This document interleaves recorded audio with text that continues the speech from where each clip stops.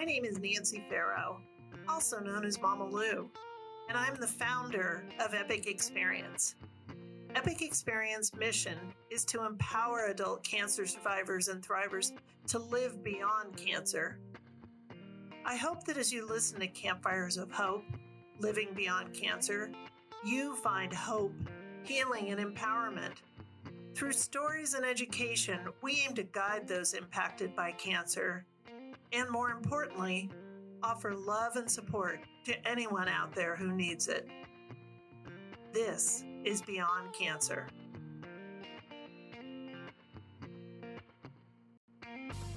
Father time dance through the night with the ghosts of America's spine. Well, he's still on our side, the family man's pride, and hopes we will rise once again. Hello, everyone. This is Gail, aka Sunshine. Today we have Bill Wardwell joining us around the campfire. Bill, thank you so much for being here today. Hello, hi. How are you? Today, why don't we just start actually by having you tell us a little bit about yourself. This is actually the first time I've met Bill, so I'm excited to learn more about you too. Oh, thank you, Gail.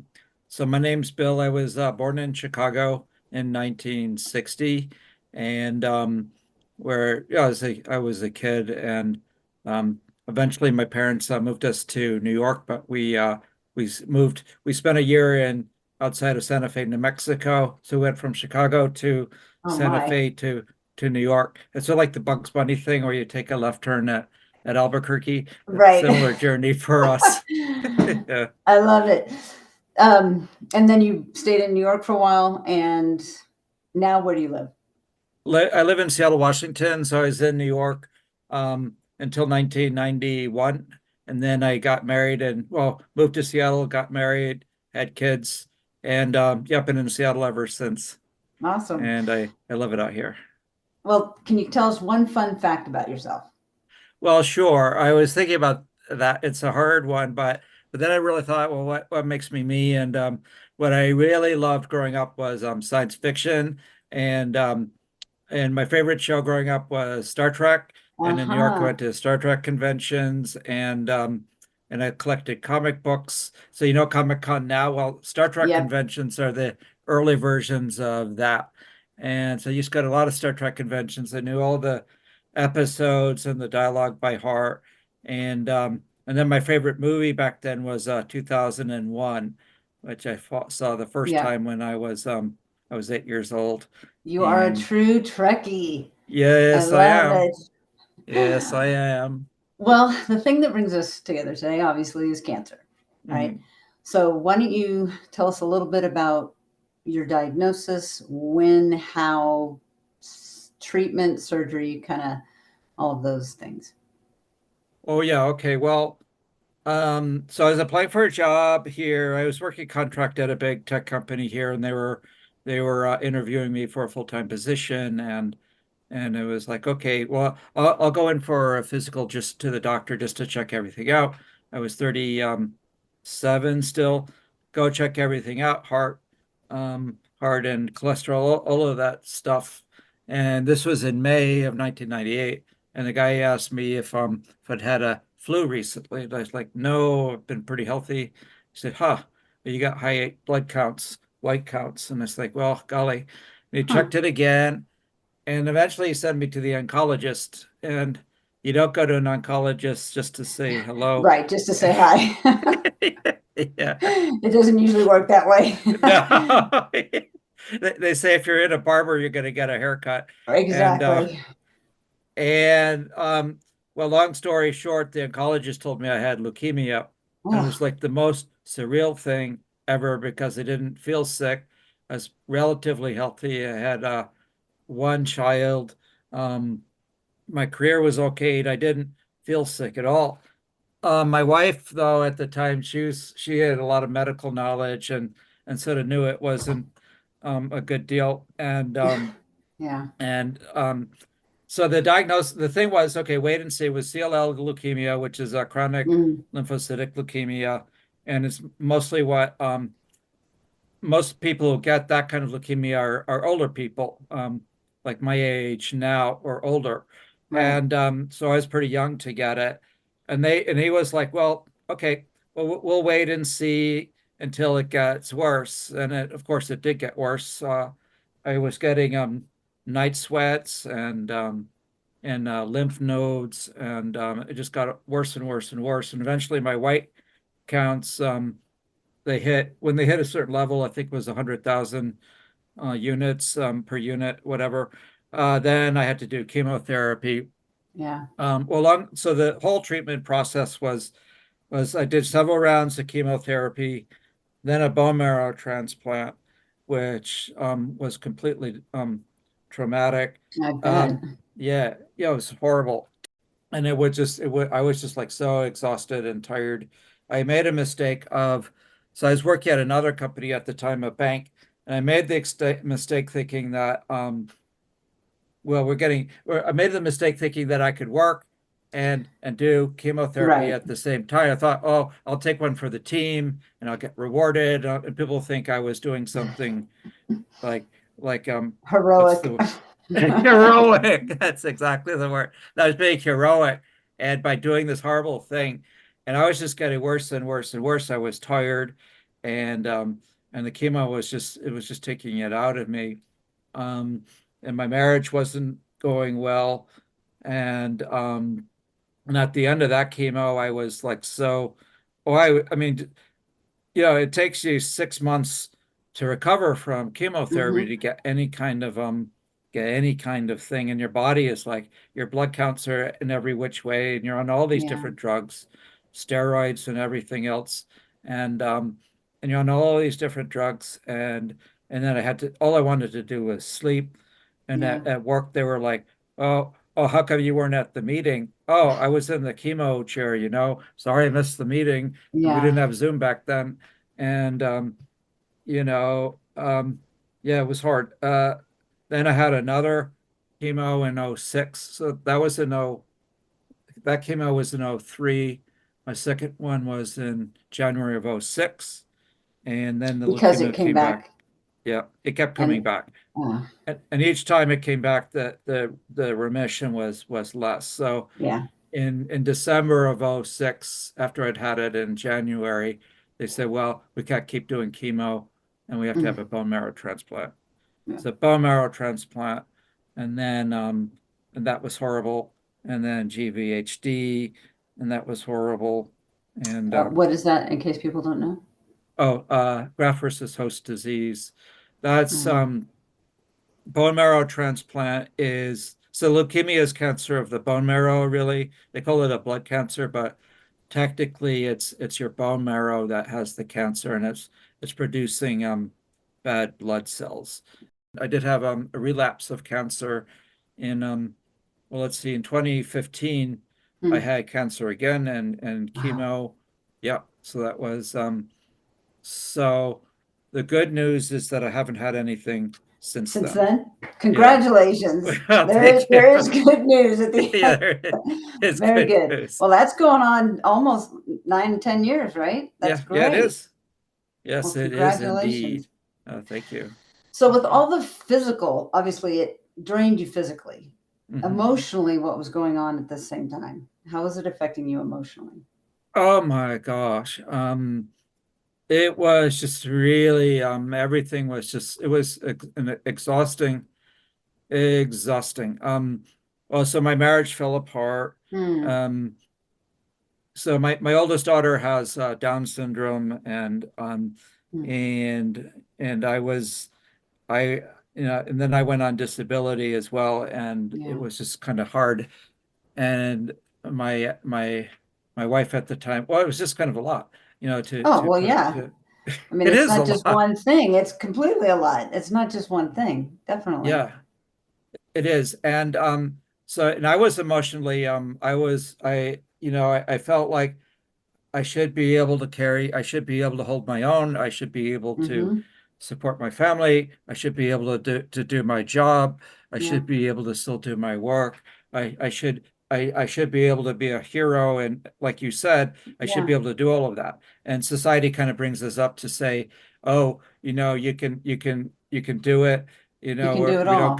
you can do it all, and we don't complain We just Yeah. we just we just hold our own, and we're stoics about it. And I tried all of that, and everything just fell How did it apart. work? How did it work for you? It sucked. Yeah. Yeah, it did I don't indeed. think I think I've learned also that we're not meant to hold it all together, hold it all in. At some point, we're going to get full. I've talked about being an emotional stuffer. It's the same thing. Mhm. You get to a certain point where you can't hold it in, right? You You can't hold can't. it in. I mean, work sucked, and well, yeah, and they, eventually they laid me off, Oh and gosh. my marriage fell apart, and that got really brutal and awful. And so there was a time when, so I had the cancer, and then I had to fight I had to fight the divorce battle. Hmm. I had to fight at work, and staying relevant at work. So all of this, Hmm. I think, led you to write a blog post recently Hmm. for Epic Experience. You wrote about your cancer journey, and you were very transparent about your survivorship and the fact that it was not easy. And if you don't mind, I'm going to quote one thing that you said. Hmm. At one point, you said, "I found myself listless and without direction. I did not connect with the world around me. I was emotionally devastated. I felt alone. I felt I had cancer. I felt I had fought cancer alone."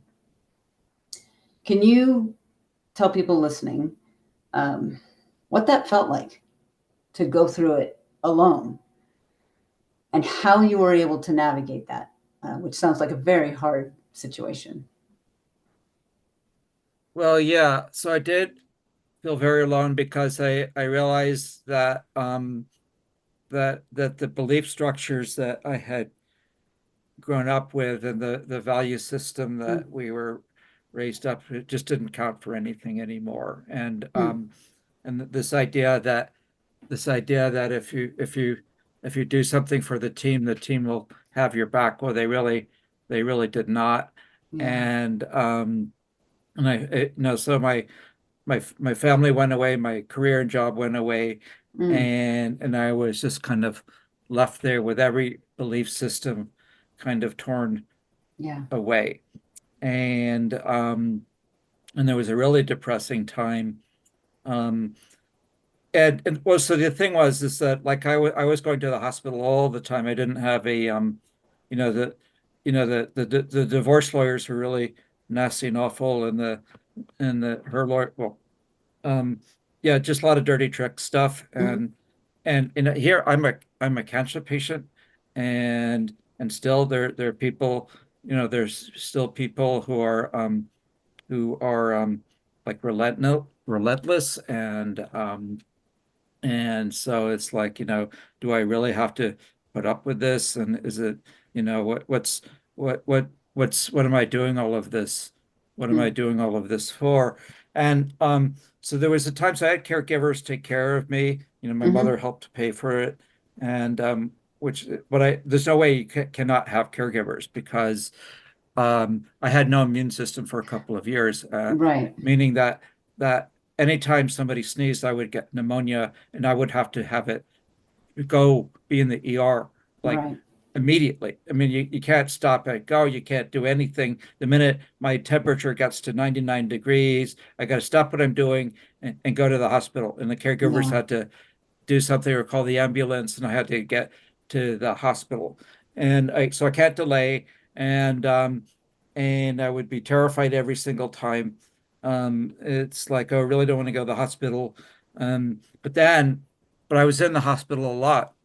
Hmm. Um, and then I became emotionally, I sort of liked well, after a while, it's like, oh, this is a safe place. I like the hospital. You know, Interesting. there's food, and there's people taking care of you, And you're not and alone, you're not alone. right? I mean, yeah, You're with all the other sick people, exactly. you know, and every need. And then I realize, at least here I'm a priority. And Hmm. and I really, really missed the hospital. So there was a time when I was, this is like in 2012, 2011, 2013. when my new immune system was starting to come kick in, and they started taking me off the steroids, and that was the steroids is a whole chapter of awfulness. For another um, podcast. for another podcast. Um, but yeah, so there was a time when my health was slowly returning, but um, so I wasn't going to the hospital so much anymore. Yeah. But I was still not able to do the things that I wanted to do. Hmm. I really wanted to have my life back. And but then it was like there was a really depressing time. So the way I describe this period is like about 2 or 3 years where I was too sick to be well and too Yeah. well to be sick. Mm. And meaning that I couldn't go to the hospital because I was too well for that. I really missed going to the emergency room, and I missed being carted off. I mean, I was sort of whenever they sort of recognized me at the emergency room, so whenever I showed up, I went straight away back to the You got to a the room. special treatment. Yeah, they got special treatment there. And so and I missed that. So there was a Mm. time, and it was in May of 2013. It was like nice spring in Seattle. It was a nice day, and I lived by myself in this house, and there are young families on Mhm. either side of me, and I was like the weird guy The who lived in uncle the yeah. next door. It's like and there are these young families with little kids, and I was like the weird guy who lived between them. I mean, when I showed up, I had a walker, Mhm. and I was sick, and there was a time in May where the birds were out and the kids were running around, and the Mm. windows were open. I could hear people out on the street, and I was just like, I just can't deal. And I just lied down in the bed whole day long. I didn't get up and do anything. I was like so terribly depressed Mm. and alone, and the loneliness I felt also. Well, yeah, I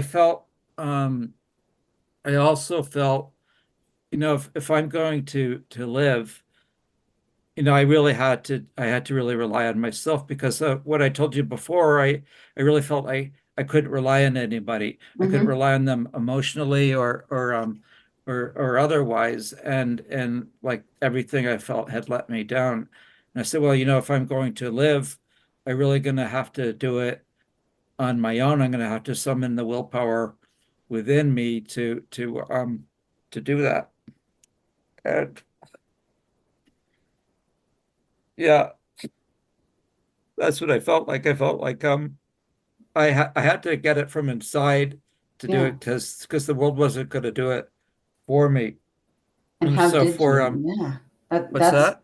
no, how did you? I mean, that's very tough because I think you did see that people around you had left. So how were you able to kind of pull yourself up by your bootstraps, right? On the inside. How were you able to do that? Well, that's a really good question. I watched a lot of well, I did. Okay, I watched a lot of movies. I mean, particularly I watched war movies and Western movies.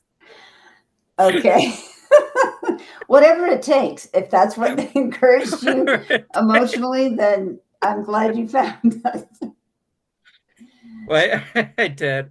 And what else did I do?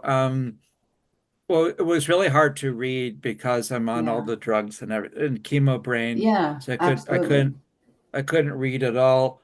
Um, I got sort of sucked into playing online. I played online poker when you could do that, Mm. and I was sort of good. I was good at that. Uh, mm, but I don't know. I've always had um I suppose in my own personality, I guess, I've always had a resilient part Mm. of me, I suppose, and Hmm. well, and always I can make it through this next thing.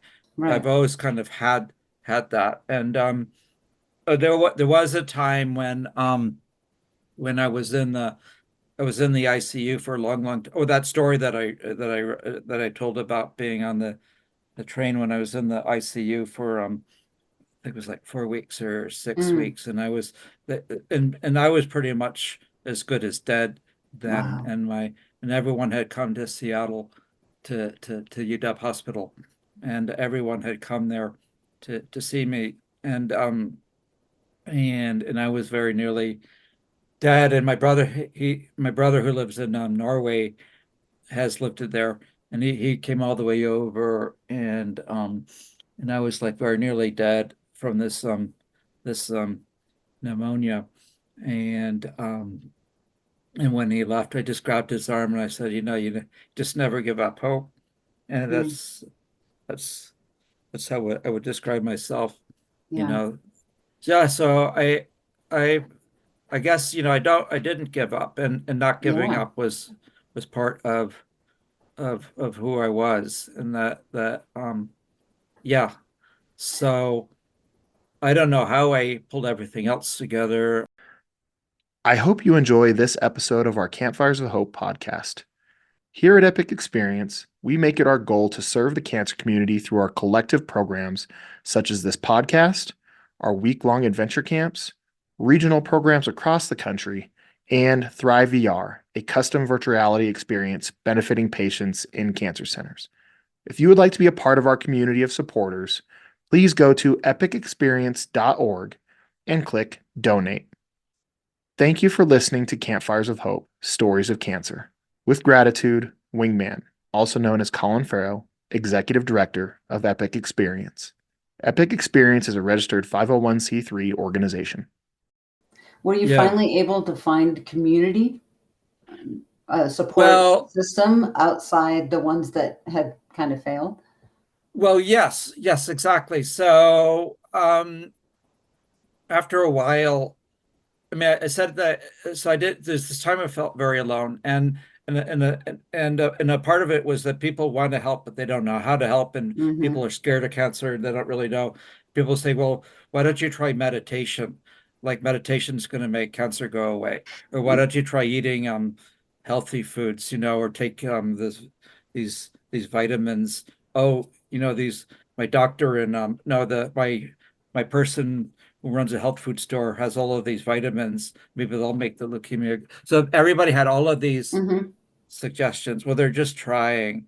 Um, but how did I find community? So initially, I really was trying to reconnect because I realized, lying there and being depressed isn't really a way. So, um, whenever I get into that thing where I'm depressed and not doing anything, I have to like get moving and figure. So I did some volunteer activities. Mm. I did team in training with Leukemia Society, and that got me sort of back involved. And I did some volunteer stuff with American Cancer Society, and I Oh, did great. things like that. And then I tried meetups. Um, and then I had, there were people in Seattle, and I started reaching out to people again.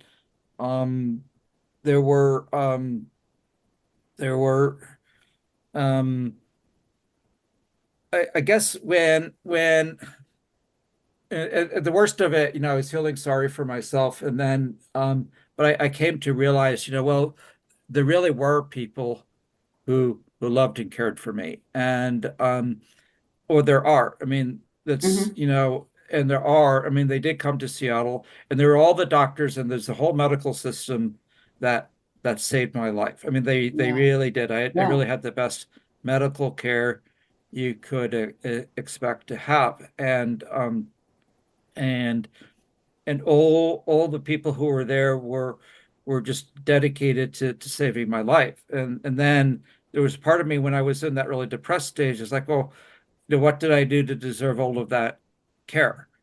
So that was part of it. Mm.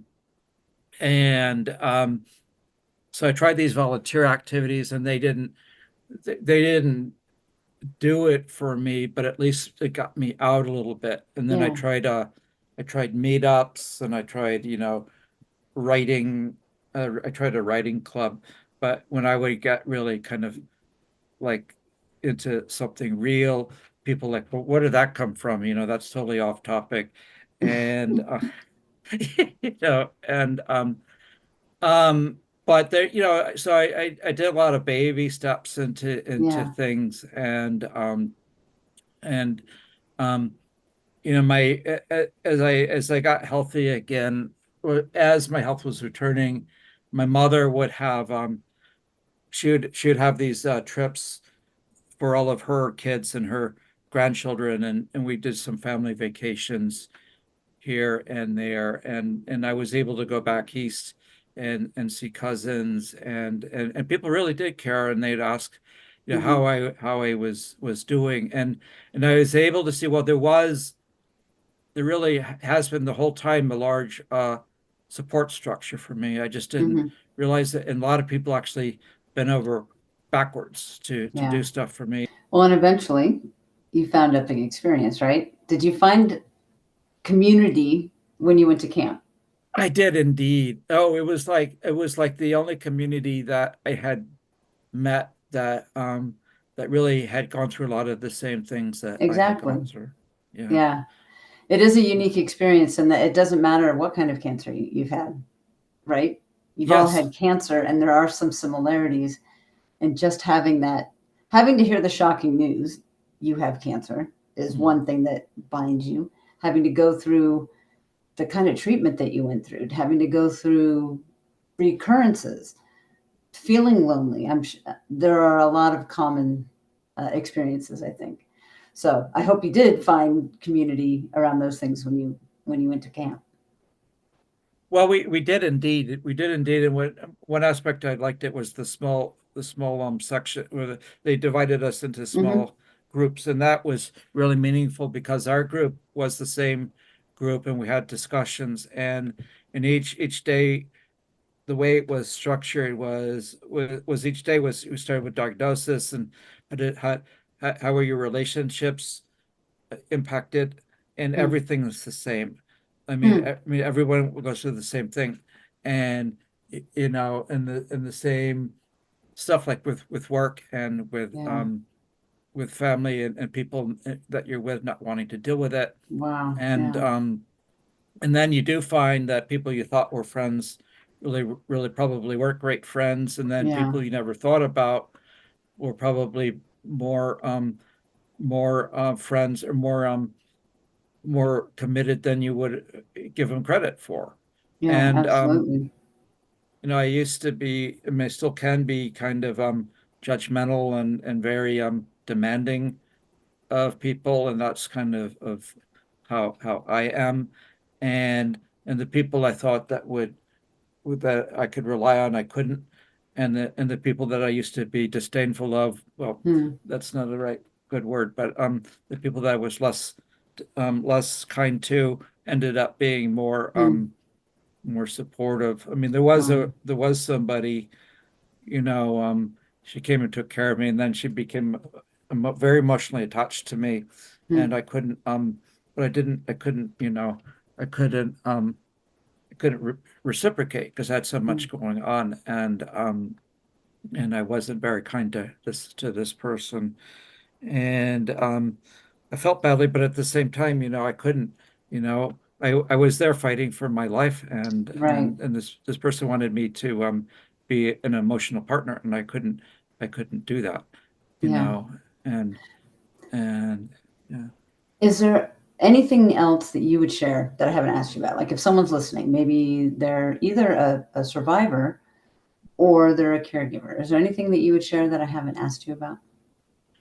Um, well, yeah, I think it's what I did learn. So I went through the process of feeling abandoned, but coming around to the fact that I wasn't abandoned. And I think, I really learned that for the most part, people are good, and there Hmm. are, and people do love you and support you, and Hmm. even in their way. Yeah. And I was able to make peace with my own family that I got divorced from. I was able to make peace with Oh, my good. family, my kids. But it was really hard on my children, Yeah. because they went through a lot of trauma to see their dad in the hospital all the time. Oh, yeah. But being able to make peace with my ex and my kids was very meaningful. And what what I think is important is that like I said, I went through I really got excellent medical care, and a lot of people don't have that. And so Right. I came away from it feeling, well, I'm really very blessed and very lucky. Mm. And there's a reason, I suppose I've become more spiritual, and that people are kind and loving. And my approach to people now is much more tolerant and much Mm. more, I try to be less judgmental and much more tolerant and much more kind and patient, because a lot of people had to put up with a lot, especially when I was on steroids. I was on horrible prednisone, and I would just blow up at people, and Yeah. I just get so enraged, and that's just the drugs. But still, it was really awful. But my mother was there. When you go back and you be with your birth family, there's all of these buttons that get pushed, and you get Yes. right Yes, there are. you get right back into the middle of it. and and so I'm very close to my mother, but boy, does she still get on my nerves. But she was really there in a big way, and she wrote to her friends how I was doing on my recovery. My sister, as I said, was there. She had to sign all the divorce documents, Mhm. and my brother was there. My best friend from college, he flew Oh, out, and my cousins, came in and out, and and and just people in general. Now I kind of have a very, very rich life, but the way to get it is you just have to go and get it. yeah. That's the only way I can do to describe it.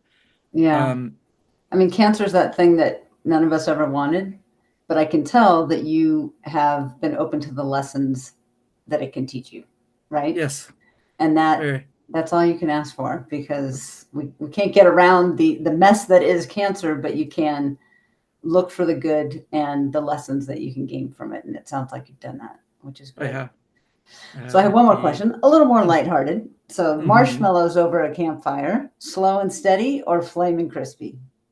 I like slow and steady the most. Just kind of keep it going so it's nice and golden brown. Yep. Exactly. That's Wonderful. definitely my style. Well, It's Bill, definitely thank you my, so much for joining us. Thank you for being vulnerable, for sharing okay. all that you have. And Okay. we really appreciate you being here. Thank you very much, Gail. Thank you very, very much. I appreciate it very much. For all of you listening, until the next time we gather around the campfire, keep living beyond cancer.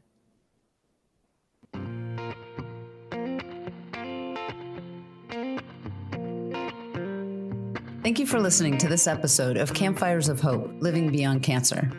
For more information about Epic Experience and our programs, or to donate, please visit our website at epicexperience.org. Music for this podcast is provided by Moonshiner Collective. If you enjoyed this episode, please rate and review us so we can share our story with more people. Also, be sure to subscribe wherever you get podcasts so you'll know when new episodes are released. We hope you come back and join us for our next episode. Father time